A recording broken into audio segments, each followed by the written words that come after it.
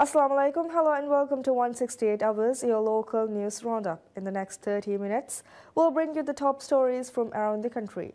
I'm Utba Mahmoud and this is the news that matters most to you.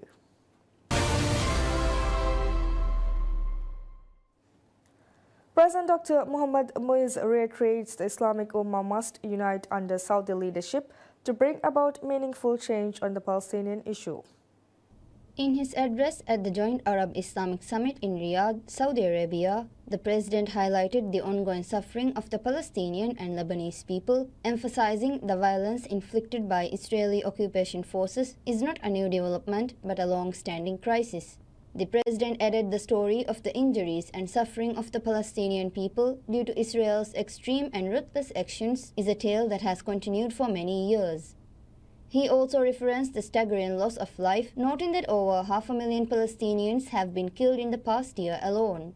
Despite decades of international condemnation and advocacy for Palestinians, the president remarked that little progress has been made in resolving the issue, with authorities failing to take meaningful action. He pointed out that Israel has exploited the silence or inaction of global powers to escalate its attack on Palestinian people. We cannot continue like this. Our statements, our condemnations have rung hollow. They have not been met with the necessary actions by those who hold power. The actions of the powerful nations demonstrate that they don't even recognize that the lives of the Palestinians are as valuable as other human lives. President Dr. Muiz strongly criticized the actions of influential countries, stating that they do not value Palestinians' lives. He also condemned the United Nations for allowing its veto power to obstruct the efforts to support the Palestinian cause, which he described as a failure by the international community and its influential parties. While acknowledging that many countries have recognized Palestine as a state, the president stressed the need for the international community to offer both political and financial support. The president concluded by praising Saudi Arabia for its leadership in championing the cause of the Palestinian people, calling on the Islamic Ummah to work together under Saudi leadership to achieve concrete results for Palestine.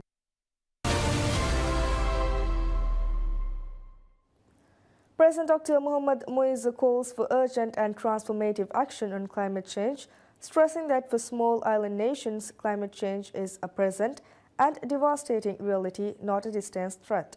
He emphasized that the theme of this year's COP, In Solidarity for a Green World, demands more than solidarity. It calls for real, tangible transformation. President Dr. Muiz praised the commitment of President Xi Jinping and the Chinese government to green and low-carbon development, as well as their continued support for the Maldives' environmental initiatives. He specifically highlighted China's ambitious goal of achieving carbon neutrality by 2060, calling it an inspiring example of leadership and applauding China's role in advancing global climate action.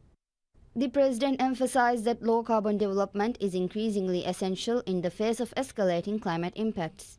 Acknowledging the importance of multilateral cooperation, President Dr. Muiz noted that the Maldives' participation in global forums serves as a reminder of the country's dedication to fostering a sustainable and resilient future. He expressed confidence that the progressive, low-carbon policies being implemented will provide valuable lessons and serve as a model for the Maldives and other island nations seeking sustainability and resilience in the face of climate change. The president also stressed that climate action requires collective global effort, urging COP29 participants to come together and agree on a concrete climate finance goal. After the event, President Dr. Muiz held a brief meeting with the Vice Premier of the People's Republic of China, Ding Zhuojiang, where they discussed ways to further strengthen bilateral cooperation. President Dr. Mohammad Muiz has warned that without a permanent solution, the issue of illegal expatriates could pose serious threats to the nation's independence and security. The president made these remarks in his address at the official Republic Day ceremony at Darubaruge. Referring to expatriates residing illegally in the Maldives, President Dr. Muiz acknowledged that illegal immigration has persisted across successive governments with no sustainable efforts made to address it. However, he noted that the current administration has made significant efforts to curb illegal business operations run by expatriates since taking office. Emphasizing the need for a permanent solution to this long-standing issue, he stressed that it could eventually develop into an internal threat to the country's independence. In his address, President Dr. Muiz also highlighted efforts to combat drug abuse, which he identified as the foremost threat to social harmony and peace. He noted that substantial progress has been made over the past year, with drug seizures increasing by 60% compared to the previous year. Additionally, President Dr. Muiz reported that the recent initiatives to enhance road safety and security have been successful, playing a vital role in reducing the number of life-threatening accidents compared to the previous year. The President stated that this year has also seen significant progress in maintaining law and order and enforcing legislation. He reaffirmed his commitment to ensuring that identity card and passport services will be accessible nationwide by the end of 2025. Reflecting on the start of his term, President Dr. Muiz noted that the society lacked care and compassion, inspiring the development of compassionate government policies. Notable achievements include Komekujaka Ailai project, which has helped 34 children find homes, the Halukina program, and initiatives to improve the quality of life for elderly citizens. Additionally, he highlighted the administration's efforts to create employment opportunities for individuals with disabilities. The President stressed that the administration's focus goes beyond constructing large buildings, stating that true happiness comes from helping living beings. President Dr. Mohammad Muiz has ratified the first amendment to the Tobacco Control Act. The amendment was passed in the Parliament on November 12th. The bill prohibits the import, sale, free distribution and use of electronic cigarettes, e-cigarettes, vaping devices and products designed for use with such devices in the Maldives. Upon ratification and the implementation of the bill, tobacco use in all government institution buildings and their premises will be prohibited. Fines will be levied for both users and property owners or operators if tobacco is used illegally in business or service establishments, with potential suspension of smoking permits and temporary suspension of business licenses. Additionally, the sale of any tobacco or related products to individuals under 21 years or involving persons under 21 in tobacco sales transactions or the sale of such products without the age verification of the buyer through an identity card or official documentation will be banned. Any individual who sells or distributes a vaping device to a minor will face a fine of $3,242 in addition to penalties for the sale and distribution of such devices. Public display or advertisement of the products will also be prohibited. Moreover, the proposed amendment prohibits the import, sale, free distribution and use of vaping devices such as e-cigarettes. Should such items be imported into the Maldives, a fine of $3,242 will be levied, along with a fine of $648 for each individual item. The bill specifies a fine of $1,297 for selling any type of vaping device and a fine of $648 for each item sold. Furthermore, the implementation of the bill bans the growth of any tobacco plants or producing tobacco products in the Maldives, the importation of tobacco plants, seeds or any parts that could be used for growing tobacco, and manufacturing any tobacco products in the Maldives. With this, the illegal import, export, distribution or sale of tobacco, e-cigarettes, vaping devices and products designed for use with such devices are also prohibited. Following the ratification of the amendment to the Tobacco Control Act, it has been published in the Government Gazette. The provisions related to electronic cigarettes and vaping devices will take effect on December 15th, while other provisions will be effective from November 15th.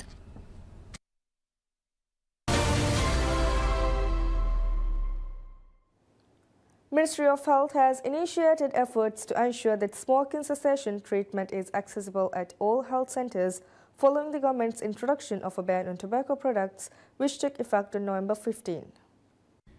In a program aired on PSMNEWS, Deputy Minister of Health Ismail Zahir explained that alongside the increased import duties on cigarettes and tobacco products and the ban on vapes and related devices, it is essential to accelerate the availability of smoking cessation services. President Dr. Mohammad Muiz recently ratified the amendment of the Export-Import Act of the Maldives, which modified the import regulations for tobacco products, including prepared tobacco, tobacco alternatives, electronic cigarettes, vaping devices, heated tobacco products and their parts. These amendments have resulted in higher import duties on these items. Additionally, the First Amendment to the Tobacco Control Act enforces a ban on the use of vaping devices and electronic devices. During the program, Deputy Minister Zahid praised the efforts of individuals striving to comply with the law and quit smoking. He emphasized that to support these efforts, the ministry is working to ensure that smoking cessation treatments are widely available at healthcare facilities. Health providers are currently undergoing training to ensure the provision of the treatment effectively. Although the importation of vapes and e-cigarettes is already prohibited, the law will extend to banning the use of such devices starting December 15th. Deputy Director of the Health Protection Agency HPA Hassan Mohammed underscored the necessity of providing counseling and ensure nicotine replacement therapy is easily accessible. He also stressed the need for cooperation among all agencies to successfully implement the new legal amendments. The revised laws also outlined specific penalties for those who violate them. The Health Ministry clarified that these fines are not intended to generate profit for the government, but to strengthen public health efforts and discourage smoking.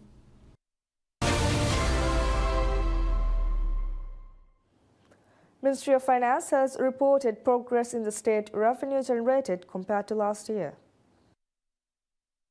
According to the latest weekly fiscal report published by the Ministry of Finance, the state revenue stood at $1.89 billion as of October 31st. This is an increase of 1.5% compared to the $1.85 billion generated last year during the constituting period. The report indicated that this year's state revenue of $1.89 billion includes $1.45 billion as tax revenue, $402 million as non-tax revenue, and $36.6 million as financial assistance. The revenue generated through tax primarily includes import duty, business profit tax (BPT), and goods and services tax (GST). As such, the government collected $169 million as import duty, $370 million as BPT, $772 million as GST, $57.1 million as green tax, and $60.3 million as airport services charge and departure tax. Furthermore, the statistics show that the state expenditures during the last 10 months stood at $2.67 billion. This includes $1.81 million as recurrent expenses and $720 million as capital expenditures. Of the $1.81 million incurred as recurrent expenses, $726 million was spent as salaries and wages, while $1.07 million contributed to administrative costs. Meanwhile, the capital expenditures were mainly the costs incurred for infrastructure developmental initiatives.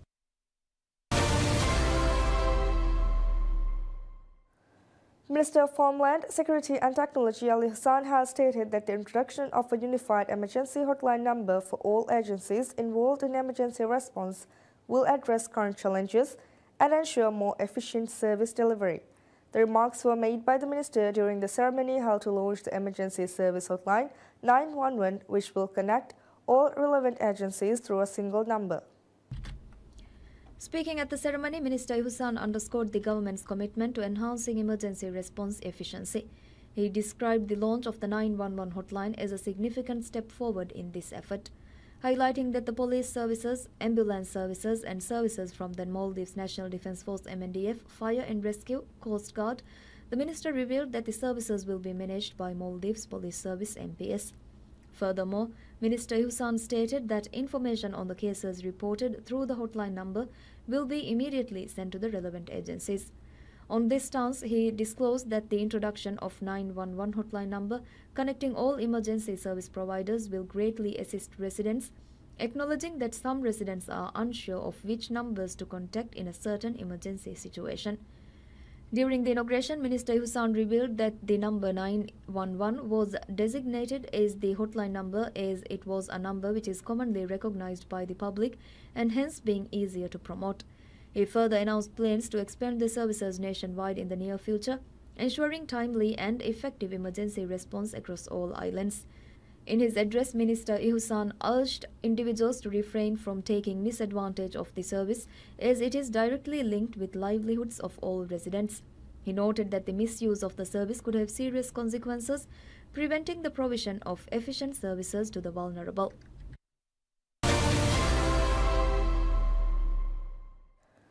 Minister of Housing, Land and Urban Development Dr. Ali Haider Ahmad has revealed that arrangements have been made such that fishermen can apply for housing loan schemes of the government.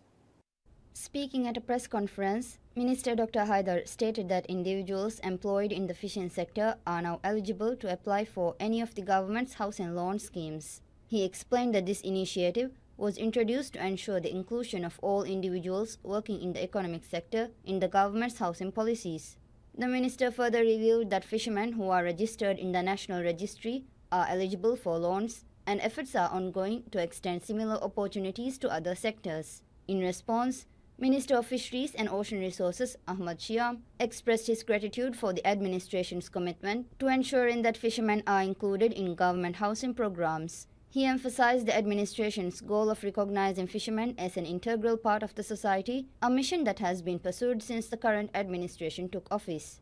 To support this objective, the National Registry of Fishermen was established in February to address the challenges faced by those in the sector.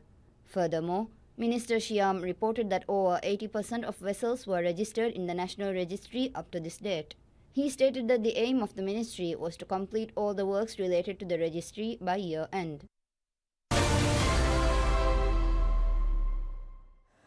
Minister of Construction and Infrastructure Dr. Abdullah Muttalib has criticized the previous administration for executing projects in a manner that lacked sincerity and appeared to be driven by personal interests. Speaking at the Hafta 52 panel discussion, Minister Dr. Muttalib emphasized that while the former Ministry of National Planning, Housing and Infrastructure was designated for overseeing developmental initiatives, several large-scale projects were undertaken without the ministry's involvement or consultation. He highlighted examples such as the development of Hanimadu International Airport, Gang International Airport, and the works related to the Filivaru fish factory. Furthermore, Minister Dr. Muttalib explained that the absence of technical input from the relevant authorities in the planning stages of these major projects led to unnecessary and inefficient work. For instance, he pointed out that the construction of a 1-kilometer fuel jetty at Hanimadu International Airport was redundant, as the deep reef in the surrounding area island would allow the use of an oil barge instead. The minister clarified that the current administration decided to continue with the $15 million project, not due to its necessity, but to avoid the substantial financial loss that would result from halting it midway. Additionally, Minister Dr. Muttalib stated that while the land reclamation project of Kiravaru Faru was contracted to Maldives Fund Management Company, the company was not equipped to manage large-scale infrastructure projects.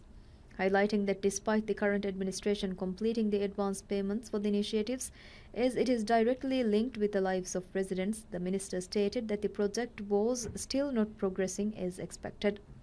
In his address, Minister Dr. Muttalib expressed concerns about the previous administration's allocation of land plots in Gurifalu under the housing scheme. He criticized the lack of planning that failed to account for the necessary infrastructure to provide essential services to the future residents. The minister stated that the previous administration's decisions were made with an eye on securing re-election, prioritizing personal gain over the genuine needs of the people.